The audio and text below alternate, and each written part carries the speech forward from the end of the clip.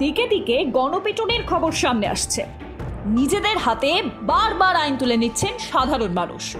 তাই নবান্ন থেকে ইতিমধ্যেই ঘোষণা করা হয়েছিল যাতে সাধারণ মানুষ নিজের হাতে আইন তুলে না নেন। কিন্তু ফল যে কি সেই, আবারও রাজ্যে গণপিটুনির ঘটনা। এবার শিয়ালদাতে মঙ্গলবার সন্ধে নাগাদ নীলরতন সরকার মেডিকেল কলেজের সামনে এক যুবককে পকেটমার সন্দেহে বেধড়ক মারধর করার অভিযোগ উঠল একাংশের বিরুদ্ধে। কর্তব্যরত এক ট্রাফিক পুলিশ কর্মী আক্রান্তকে সেখান থেকে উদ্ধার করেন। মঙ্গলবার বিকেলেই নবান্নের সাংবাদিক বৈঠক থেকে এ ব্যাপারে কড়া বার্তা দিয়েছিলেন মুখ্যমন্ত্রী মমতা বন্দ্যোপাধ্যায়ের মুখ্য উপদেষ্টা আলাপন বন্দ্যোপাধ্যায় এবং রাজ্য পুলিশের এডিজি আইন শৃঙ্খলা মনোজ ভার্মা। তারা আইন হাতে না তুলে নেওয়ার জন্য জনগণকে সতর্ক করার পাশাপাশি কড়া হুঁশিয়ারিও দিয়েছিলেন। কিন্তু তারপরও পরিবর্তন হয়নি পরিস্থিতির। আসানসোলের রানীগঞ্জে সোনার দোকানে ডাকাতির ঘটনায় ধৃতদেরকে এবার আনা হলো ঘটনাস্থলে। ঘটনাটি ঘটেছিল আসানসোলের এনএসবি রোডে। সোনার দোকানের কাছে দুই দুষ্কৃতীকে এবার আনা হলো। দুষ্কৃতীদের সঙ্গে নিয়ে তদন্তকারী অফিসারেরা বিভিন্ন দিক খতিয়ে দেখেন মঙ্গলবার। রানীগঞ্জের সোনার দোকানে ডাকাতির ঘটনায় গ্রেফতার হওয়া সুরজ সিংকে সোমবার নিয়ে যাওয়া হয়েছিল আসানসোল ঝাড়খণ্ড সীমান্তে। সেখানেই দুষ্কৃতীদের দল কিভাবে কোথা থেকে বাংলায় অর্থাৎ আসানসোলের রানীগঞ্জে প্রবেশ করেছিল তার পূর্ণাঙ্গ তদন্ত করা হয়। মঙ্গলবার আবারও রানীগঞ্জের সেই সোনার দোকানের কাছে ঘটনার তদন্তের জন্য আনা হয় গ্রেফতার হওয়া দুষ্কৃতীদের। কিভাবে দুষ্কৃতীরা গোটা ঘটনা ঘটিয়েছে তা পুলিশের তদন্তকারী আধিকারিকরা জানার চেষ্টা করেন। কোথা থেকে কিভাবে গুলি চালানো থেকে শুরু করে দোকানে ঢোকা আর তারপর থেকে কিভাবে পালিয়ে যাওয়া সবকিছুরই জানার চেষ্টা করেন পুলিশ অফিসারেরা। ইতিমধ্যে এই ঘটনার তদন্তের কাজও শুরু করেছে সিআইডি। সাত সকালে নিউ ব্যারাকপুরে ইডির হানা। অর্থলগ্নি সংস্থা সাহারার প্রাক্তন কর্মী রঞ্জিত ঘোষের বাড়িতে শুরু হয় তল্লাশি।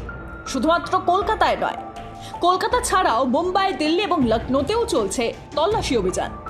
অর্থলগ্নি সংস্থা সাহারার আর্থিক অনিয়মের মামলায় দেশ জুড়ে ইডির হানা।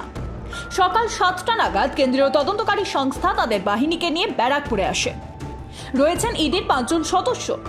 ইডি সূত্রে খবর, অর্থলগ্নি সংস্থা সাহারার বিরুদ্ধে আর্থিক অনিয়মের অভিযোগে তদন্তে নেমে 2015 সালের কম্পিউটার সার্ভার বাজেয়াপ্ত করা হয়েছে। আর সেখান থেকে উদ্ধার হওয়া ডেটা ডিকোড করে আজ দেশের 4 জায়গায় তল্লাশি অভিযান চালান ইডি। পুরনো শত্রুতার জেরেই খুন। ঘটনাটি ঘটেছে পূর্ব বর্ধমানের কালনাতে। চায়ের দোকানে গুলি করে খুন করা হলো এক ব্যক্তিকে। ঘটনাস্থলে তড়িঘড়ি উপস্থিত হয় পুলিশ। ব্যক্তিকে নিয়ে যাওয়া হয় হাসপাতালে। হাসপাতাল থেকে বলা হয় তিনি মৃত। পুলিশের প্রাথমিক অনুমান, পুরনো শত্রুতার জেরেই খুন করা হয়েছে তাকে। কিছুদিন আগেই ভাইরাল হয়েছিল একটি ভিডিও। সেখানে দেখা যায় এক মহিলাকে বেধড়ক মারধর করা হচ্ছে এবং তাকে ঘিরে রয়েছে বহু মানুষ, কিন্তু কেউ কিছু প্রতিবাদ করছে না। সেই ঘটনা সোশ্যাল মিডিয়াতে সামনে আসার পরই সরব হয় বিভিন্ন মহল। গ্রেফতার করা হয় এক ব্যক্তিকে। আজ আরও এক ব্যক্তিকে গ্রেফতার করা হয়েছে চোপড়া সালিশি সভা কাণ্ডে। অভিযুক্তকে আজ ইসলামপুর মহকুমা আদালতে তোলা হয়। অভিযুক্তের নাম আমিরুল ইসলাম ওরফে বুধুয়া। পুলিশ সূত্রে খবর, সালিশি সভার ভাইরাল ভিডিও দেখে অভিযুক্তকে চিহ্নিত করা হয়েছে। চোপড়া কাণ্ডে গ্রেফতারের সংখ্যা দাঁড়ালো 2। হাতরাসে রতিভানপুরে একটি ধর্মীয় অনুষ্ঠান চলছিল মঙ্গলবার। অনুষ্ঠান শেষ হতে বিশৃঙ্খলা সৃষ্টি হয়।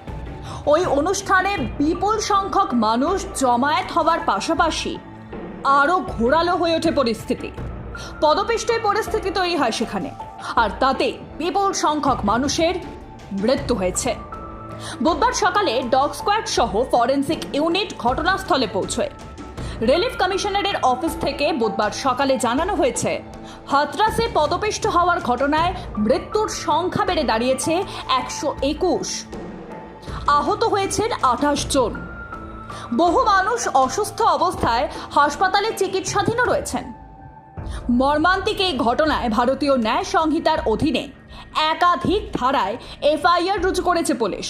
পুলিশ সূত্রে খবর, ভারতীয় ন্যায় সংহিতার 105, 110, 126-2, 223 ও 238 নম্বর ধারার অধীনে এফআইআর নথিভুক্ত করা হয়েছে। দেবপ্রকাশ মধুকর, যাকে মুখ্য সেবাদার বলে উল্লেখ করা হয়েছে, এবং ধর্মীয় অনুষ্ঠানের অন্যান্য আয়োজকদের বিরুদ্ধে এফআইআর দায়ের করা হয়েছে। কয়লা পাচার মামলায় আজও গঠন করা হলো না চার্জ। কথা ছিল বুধবার কয়লা পাচার কাণ্ডে চার্জ গঠন করার কথা। কয়লা কাণ্ডে উঠে এসেছে মোট 50 জন অভিযুক্তের নাম, কিন্তু সব অভিযুক্ত হাজিরা না থাকায় গঠন করা গেল না চার্জ।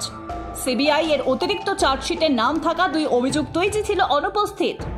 9 আগস্ট মামলার পরবর্তী শুনানির তারিখ ধার্য করা হয়েছে। 2020 সালের নভেম্বরে এফআইআর করে কয়লা পাচার মামলার তদন্ত শুরু করে সিবিআই।